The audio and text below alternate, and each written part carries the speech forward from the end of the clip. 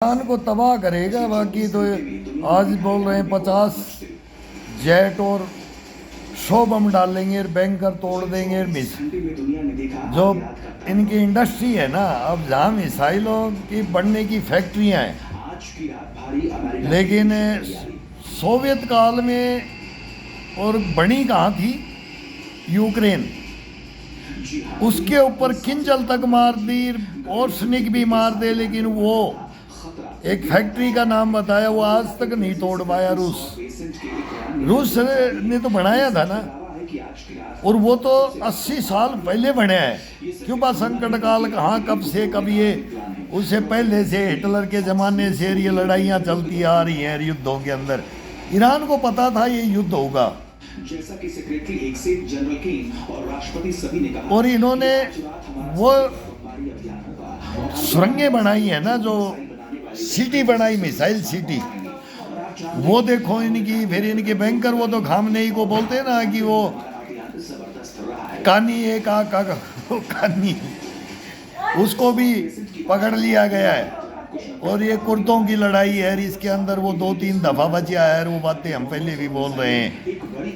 ये हकीकत है कि वो कहीं भी जो भी अटैक होगा, उसके अंदर अपना आदमी होगा, अपना ही देश का कोई गद्दार होगा। हिंदुस्तान में भी भरे पड़े हैं ये, लेकिन आज रात झेल पाएगा ईरान। अब चैलेंज है अमेरिका का, तो ये आज रात झेल पाएगा। तो ये बड़ा बम्बारमेंट इजराइल और ये मिलकर के कर रहे हैं। तो ये पहले भी किया है और उसमें नुकसान, लेकिन आज है इनका मिसाइल सिटी के ऊपर, बंकरों के ऊपर, कमांड सेंटर, हथियार फैक्ट्रियाँ, मिसाइल लॉन्च पैड, सर ये सारे आ जाएंगे इसके अंदर। अब ये कितना उनको नुकसान पहुंचा सकते हैं कि रोक सकते हैं इनको, वो अब ये होगा। और जब तक आर्मी को कैसे सिलेंडर ईरान की, फिर ये शक में रह गई। बहुत बड़ा खून खराबा होगा। और ये अगर बोलते हैं कि भाई कुर्दों को दे देंगे, कि ये उनसे लड़ा देंगे, इनसे लड़ा देंगे, ये तो मुसलमानों में भी बांट दिया। अभी तो आज इजराइल ने लिस्ट जारी करके 10 मुसलमानों की जातियां बता दी। जैसे हिंदू धर्म में है ना, ऐसे ही ये सब बांट करके ये इनको ख़त्म करेंगे। अभी इसको ईरान को नहीं छोड़ेंगे अब। और ईरान के बाद में फिर ये टर्की पे जाएंगे, टर्की को पहले लेंगे, फिर ये पाकिस्तान को लेंगे, पाकिस्तान को लेंगे, फिर ये टर्की को लेंगे। और जो ये खलीफाओं की कहानी है ना, कहानी अलग है। ये हमारी टीनेज, अब ये कहानी वो इतिहास नहीं पढ़ पाएगी। वो हमारे ज़माने में था, वो पहले इतिहास है, वो बताते थे।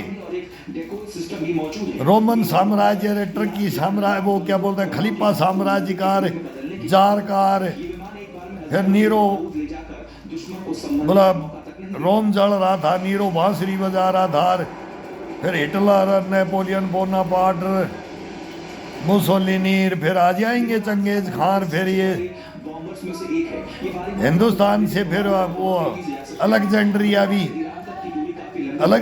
भी बढ़िया था हमारे, सिकंदरिया मान, उसको मान बोलते हैं। पहली लात खा करके हिंदुस्तान में राजा पोरू से मार दिया जाए कि छोड़ दिया जाए, अरे बोले चले जा। अभी तो इसी शेर से टक्कर हुई है, आगे जाएगा ना तो रोक दिया जाएगा। तो हिंदुस्तान में नहीं घुसा था। तो एक से एक युद्ध है। अभी युद्धों के मज़े लो यार, युद्धों के तो मज़े आने चाहिए, मज़े लो। हमारे बहुत मज़े लिए, हिंदुस्तान को बहुत मज़े लिए इन्होंने युद्धों का। भी इनको असलियत पता लग जाएगी। और हम तो बोलते हैं कि ये एक नंबर ताज है ना, ये अमेरिका के ऊपर बहुत ज़्यादा रह गया है, टिक गया है। और अब अमेरिका में भी अब पैसे मांग रहा है ट्रंप पर, कांग्रेस से बजट इतना खर्चा चल रहा है, और इतने युद्ध इस मोड़ के ऊपर जा रहा है, जिस मोड़ पे ट्रंप को भी कभी तो मीडिया कुछ दिखाता है, कभी ईरान को कुछ दिखाता है, कभी अरब को कुछ दिखाता है। ये तो हमारे को तो ये मालूम है कि इसमें होना जाना क्या है। लास्ट में गिरेबान पकड़ेंगे अमेरिका की। अभी उधर से सोवियत संघ का भी विलय का भी वो मौका भी, वो भी पुतिन भी देख रहा है, जिनपिंग भी देख रहा है, किंग जोंग भी देख रहा है, सब देख रहे हैं। पाकिस्तान बीच में एक इधर उधर ये डोलता रहा, पाड़े कबड्डी खेलता रहा। अभी हिंदुस्तान को ये हमारा विपक्ष कबड्डी खिलाना चाहता है नरेंद्र मोदी को, तो नरेंद्र मोदी कबड्डी नहीं खेलेगा। अगी इस पाड़े में जा, फिर आ, तू आ, ये आ, ये तो सीधा फुल बैक हाफ बैक होगा या फिर गोलकीपर ही होगा, बचाएगा और किक मारेगा, फिर सीधा मैच अलग होगा हिंदुस्तान का। क्रिकेट का होगा, फुटबॉल का होगा, कि वॉलीबॉल का होगा, खो खो का होगा, कबड्डी का होगा, कुश्ती का होगा, है जिम्नास्टिक होगा, यूएसए होगा, कि ताइक्वांडो होगा, क्या होगा, बैडमिंटन, टेबल टेनिस, क्या खेलोगे। हिंदुस्तान अब किसी के काबू में नहीं आएगा। छोकरे आ रहे हैं हमारे पीछे से एक फाइटर आ रहे हैं। हिंदुस्तान में कोई कमी नहीं है अब, और हिंदुस्तान अब टिक के रह जाए। मैं तो बोलता हूँ ना, ये छोड़ दें ये शंकराचार्य, ये एक बाउंडर हमारा, एक शंकराचार्य बाउंडर कर रहा, हमारी सेना को इसी वर्दियों के लात मारी है ये शंकराचार्य ने। मैंने देखा है कुंभ में इसकी बदमाशी गुंडागर्दी देखी है मैंने। पहले भी शंकराचार्य को अरेस्ट किया था हमने मद्रास में, तो मैं बोला रहे जयललिता ने टिकवा दिया था, उसके भी ये इल्ज़ाम लगे थे। अब वो सही था कि गलत था वो तो हिंदुस्तान को पता है, ये सही निकलेगा कि गलत, वो भी पता है कि ये शंकराचार्य है कि नहीं, वो तो सारी बातें हो रही हैं। हम तो मालूम होता है हमारे को, तो हम तो ड्यूटियाँ करते हैं इनके पाखंड जानते हैं, इनके राजनीति जानते हैं। और ये राजनीति ये जिताने के लिए एक किसी के दो खाएगा, एक किसी के। ये देवरा बाबा को नहीं छोड़ा, देवरा बाबा तक को नहीं छोड़ा।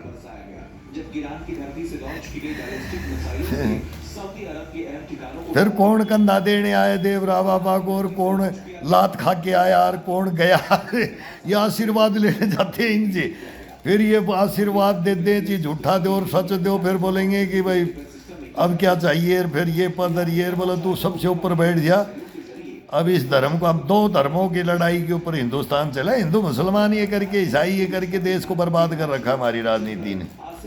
हमारे ना तो हिंदू समझते हैं, ना मुसलमान समझते हैं, ना ईसाई समझते हैं, इनके घन चक्कर में फंसे हैं हम।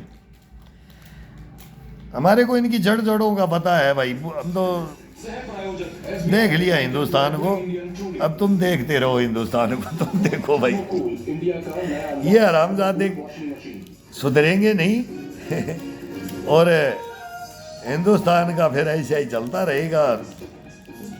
निर्दोष मारा जाता है यार, दोष वाला कोई नहीं मारा जाता है हिंदुस्तान में, दोषी मारा जाता है, बिल्कुल दोषी। दोषी तो गद्दों पे सोते हैं यार, उनको तो पकड़ करके फिर हमारी से ड्यूटियाँ करवाते और फिर ये सयासी करते हैं, और ये फौज को मरवा देते हैं, सिविल पब्लिक को भी मरवा देते हैं। जैसे शंकराचार्य हमारे से बेड़े का भी ना, हमारा नाम नहीं है, वो राजनीति में गया ना, हमने तो अपनी ड्यूटी की और फिर हमारे ऊपर ही आ गया। अब वो बोलते हैं कि डंडे बरसाए, चोटियाँ पकड़ी, कर दो बदनाम कर दो ना यार। हमारे तो लात मारी है हिंदुस्तान ने, हमेशा लात मारी यार, 65 में मारी। तुम्हारे को पता नहीं है हमारा इतिहास, 65 में मारी, 71 में मारी, 62 में मारी, सब जगह लात खाते रहे यार। अभी श्रीनगर में देखा होगा तो 47 गले में डाल करके LMG लेकर के लात खा रहे थे। 2008 में नहीं देखे मनमोहन सिंह लात मरवा रहा था कश्मीर में, क्या हिंदुस्तान को पता नहीं है? मनमोहन सिंह ने तो 10 साल हिंदुस्तान की माँ चोद के रख दी, और ये 10 साल के अंदर हिंदुस्तान को मनमोहन सिंह बर्बाद करके गया और ये माँ चोद के गया। और उसकी फाइलें हम दिखाते हैं, वो लेके बैठे, वो नेहरू तक की फाइलें, इंदिरा गांधी तक की फाइलें हैं, और वो फैन भी रहे हैं, फैन भी हैं, कहीं फैन है तो कहीं माँ चुदा दी सेना की, जीत करके हरवा दिया यार। गदर फंड मचा रखा है हिंदुस्तान में इन्होंने ये राजनीति के लिए कि भाई मेरे ये वोट ना चले जाएं, मेरे ये ना चले जाएं, मैं राजा ना हट जाऊं और मैं राजा ही बना रहूं और मेरा जो आए वही राजा रहे। यार ये कहानियां हैं, इतिहास है इनका। और अब ये दुनिया की माँ चोद दी नरेंद्र मोदी ने, हिंदुस्तान की माँ चोद दी इधर इन्होंने, और अब दुनिया की माँ चोद दी। हम तो ये बोलते हैं कि दुनिया अब देख रही है, कोई कुत्ता बराबर नहीं पूछता था हिंदुस्तान को यार।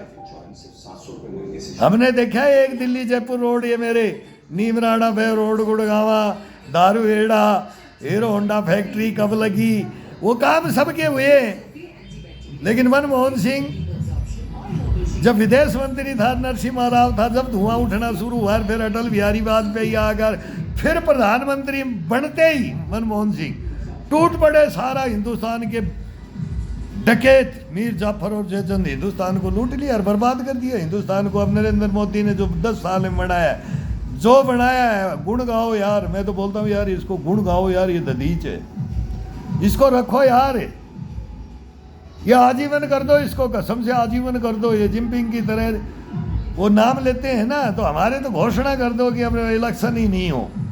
ये तो करवाना ही नहीं चाहते थे, और अब पब्लिक करते घोषणा, तब हिंदुस्तान देखो। फिर यार देखो यार, ले लो काम यार, नहीं मिलेंगे ऐसे प्रधानमंत्री नहीं मिलेंगे। आप कुछ भी बोलते रहो, अपना जीवन न्यौछावर करता है ना, वो कोई भी हो, वो बाबा हो, वो शंकराचार्य हो, वो साधु और वो स्वाधु और वो संत हो, और वो सैनिक हो, वो लुटेरा डकैत हो, और वो सिद्धांतों पे चलते हैं ना, तो लूट के भी दान करने वाले हैं यार।